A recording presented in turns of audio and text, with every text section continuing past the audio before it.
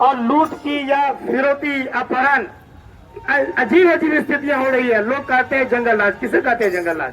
मुझे लगता है कि अब इससे ज्यादा बड़ा जंगल राज क्या होगा कि स्थितियां बद से बदतर होती जा रही है।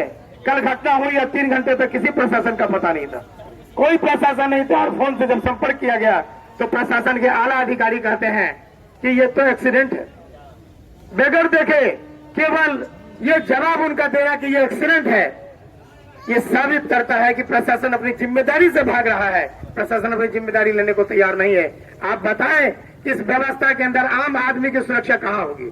तो प्रशासन से झड़प हुआ बाहर से कोई आदमी आया उनका, उन्हीं के लोगों का कपड़ी के घर का कोई आदमी आया, वही झड़प किया। अच्छा, वो सब किया है, करेगा नहीं ना? ठीक है। अरे सुबह से अभी निकला है, अभी सुबह से निकला है, अभी निकला। काहे निकलेगा? अभी निकला, सुबह से अभी निकला। काहे निकलेगा? काहे निकलेगा? लोग का क्या काम है? अभी भी नहीं करना चाहिए ना। नहीं, यहाँ से जहाँ गोली लगती है वहाँ 3 घंटे में पहुँचता है। क्यों जाएगा वो? किसने बनाया ये काम? इसको भागा कहाँ जवाब दें? दारू